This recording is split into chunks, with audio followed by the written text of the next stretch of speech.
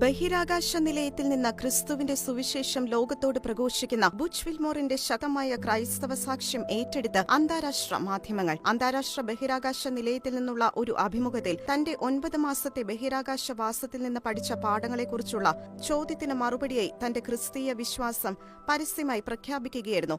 9 മാസത്തെ ബഹിരാകാശവാസത്തെപ്പറ്റിയുള്ള ചിന്തകൾ എന്നെ എന്റെ കർത്താവും രക്ഷകനുമായ യേശുക്രിസ്തുവിലുള്ള വിശ്വാസത്തിലേക്ക് കൊണ്ടുചെന്നെത്തിക്കുന്നു. അവൻ തന്റെ മഹത്വത്തിനായി തന്റെ പദ്ധതികളും ഉദ്ദേശങ്ങളും മനുഷ്യരാശിയിലുടനീളം നടപ്പിലാക്കുന്നു. അത് എങ്ങനെ സംഭവിച്ചാലും ഞാൻ സംതൃപ്തനാണ് എന്നായിരുന്നു ബഹിരാകാശ നിലയത്തിൽ നിന്ന് ബുച്ച് വിൽമോറിന്റെ പ്രതികരണം. ദൈവമാണ് എല്ലാറ്റിനെയും നിയന്ത്രിക്കുന്നതെന്ന് ഹെബ്രായർ 11 അധ്യായം ഉദ്ധരിച്ച് വിവരിച്ച അദ്ദേഹം ദൈവത്തിൽ വിശ്വസിക്കുന്നവർക്ക് സകലവും നന്മയ്ക്കായി പരിണമിക്കുന്നുവെന്നും കൂട്ടിച്ചേർത്തു.